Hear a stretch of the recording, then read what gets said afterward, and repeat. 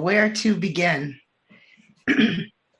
I would say that I should begin at the beginning. And the beginning for me may be that of a rose jar. When I think about the teachers in my life, the first teacher that comes to me is my mother.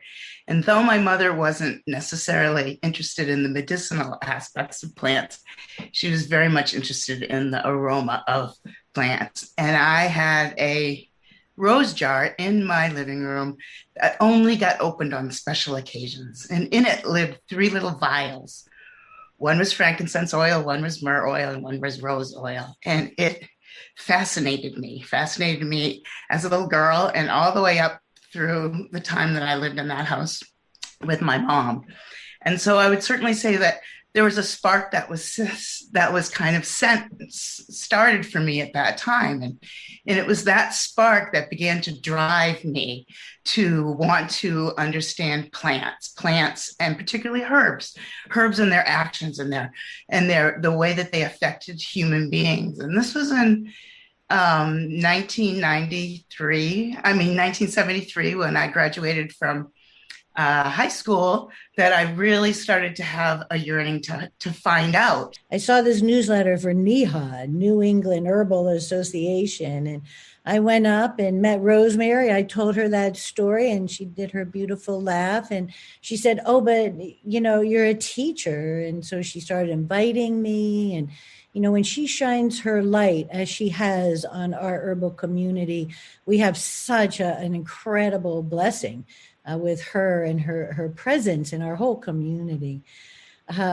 So life went on, and then I realized, it shouldn't be this hard. And then I would have other teachers and profound teachers. And but as a clinician, I realized, we need good clinical schools. We need this training. So that's when I invited our beloved Teresa Boardwine, who so many of you know and love. And I invited her to Rappahannock, and we started Dreamtime, and, this curriculum and her food and her incredible nourishment and elixirs. And we started the first free clinic.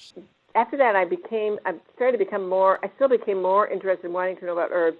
And I heard about this seminar. I was doing my pre-med. And I heard about this weekend workshop that this woman, Cascade Anderson Geller, was doing.